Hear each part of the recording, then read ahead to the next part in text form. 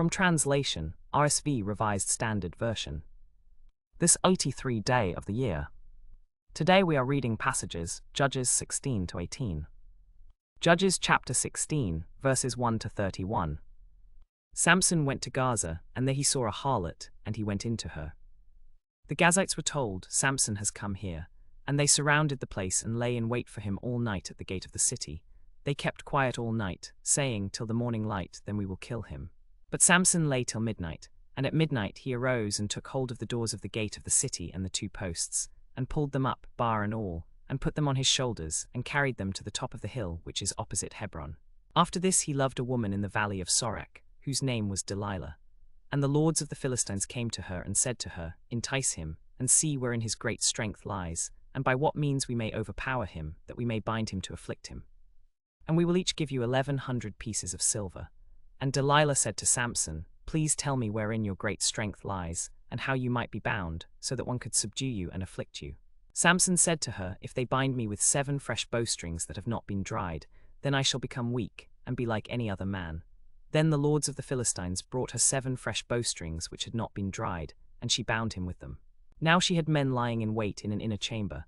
She said to him, the Philistines are upon you, Samson. But he snapped the bowstrings, as a thread of flax snaps when it touches the fire, so his strength was not known. Then Delilah said to Samson, behold, you have mocked me and told me lies. Now please tell me by what means you might be bound. And he said to her, if they bind me firmly with new ropes that have not been used, then I shall become weak, and be like any other man. So Delilah took new ropes and bound him with them, and said to him, the Philistines are upon you, Samson. And the men lying in wait were in an inner chamber, but he snapped the ropes off his arms like a thread. Then Delilah said to Samson, until now you have mocked me and told me lies. Tell me by what means you might be bound. And he said to her, if you weave the 7 locks of my head with the web and make it tight with the pin, then I shall become weak, and be like any other man. So she wove it with the web, and made it tight with the pin, and she said to him, the Philistines are upon you, Samson. But he awoke from his sleep, and pulled away the pin and the web and the web. Then she said to him, how can you say, I love you, when your heart is not with me? You have mocked me these 3 times, and you have not told me wherein your great strength lies. And when she pressed him hard with her words day after day, and urged him, his soul was vexed to death. And he told her all his mind, and said to her, a razor has never come upon my head. For I have been a Nazarite to God from my mother's womb. If I be shaven, then my strength will leave me, and I shall become weak, and be like any other man. When Delilah saw that he had told her all his mind, she sent and called the lords of the Philistines, saying, come up this once, for he has told me all his mind. Then the lords of the Philistines came up to her, and brought the money in their hands. She made him sleep upon her knees, and she called a man, and had him shave off the 7 locks of his head. Then she began to afflict him, and his strength left him. And she said, the Philistines are upon you, Samson. But he awoke from his sleep, and said, I will go out as at other times, and shake myself free. But he did not know that the Lord had departed from him. Then the Philistines seized him, and gouged out his eyes. And they brought him down to Gaza, and bound him with bronze fetters, and he ground at the mill in the prison. But the hair of his head began to grow again after it had been shaven. Now the lords of the Philistines gathered to offer a great sacrifice to their god Dagon, and to rejoice. For they said, our God has given Samson our enemy into our hand. And when the people saw him, they praised their God, for they said, our God has given into our hand the destroyer of our country, who has slain many of us. And when their hearts were merry, they said, call Samson, that he may amuse us. So they called Samson out of the prison, and he made sport before them. They set him between the pillars. Then Samson said to the attendant who held him by the hand, let me feel the pillars on which the house rests, that I may lean against them. Now the house was full of men and women. All the lords of the Philistines were there, and there were about 3,000 men and women on the roof looking on.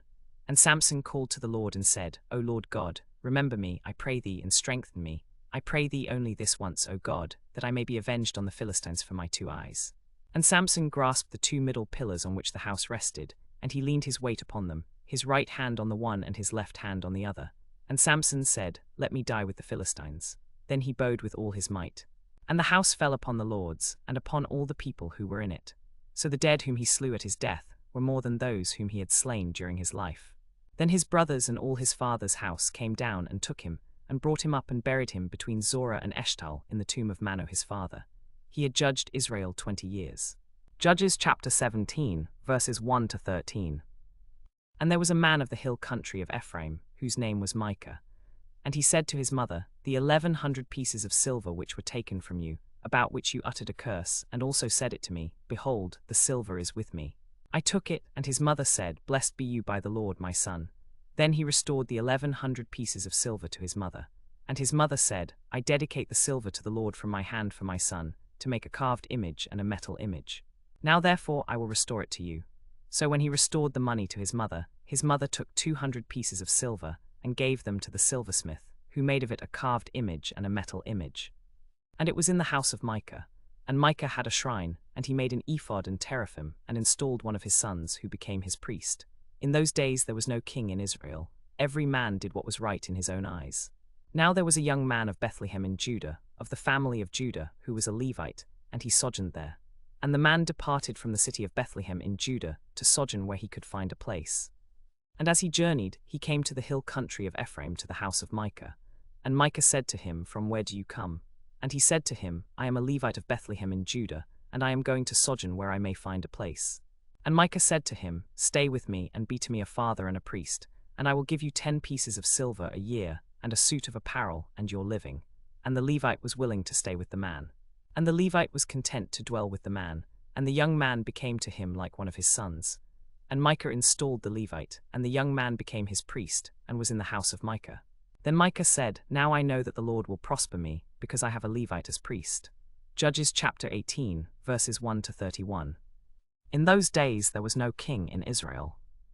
And in those days the tribe of the Danites was seeking for itself an inheritance to dwell in, for until then no inheritance among the tribes of Israel had fallen to them. And the Danites sent 5 men from the whole number of their tribe, from Zorah and from Eshtaol, to spy out the land and to explore it. And they said to them, Go and explore the land. So they came to the hill country of Ephraim, to the house of Micah, and lodged there. When they were by the house of Micah, they recognized the voice of the young man, the Levite, and they turned aside there, and said to him, Who brought you here? And what are you doing in this place? And what have you to do here?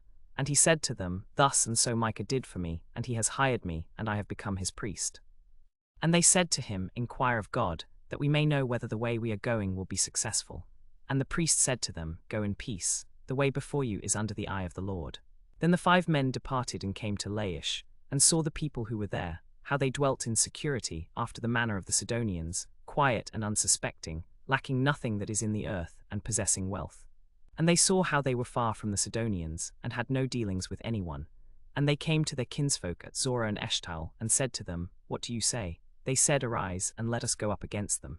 For we have seen the land, and behold, it is very good. Do not be slothful to go, and enter to take possession of the land. When you go, you will come to a secure people. The land is large and spacious. God has indeed given it into your hands, a place where there is no lack of anything that is on the earth.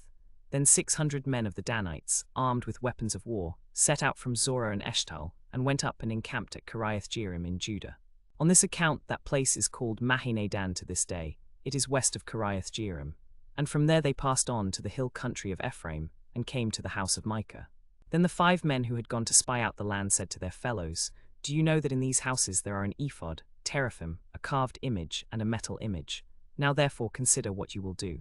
And they turned aside there, and came to the house of the young Levite, at the house of Micah, and greeted him. And the 600 men of the Danites, armed with their weapons of war, stood at the entrance to the gate.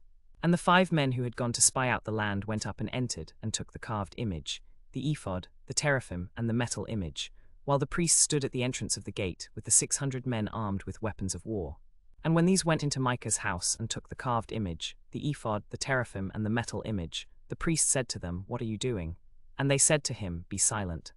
Put your hand upon your mouth, and come with us, and be to us a father and a priest.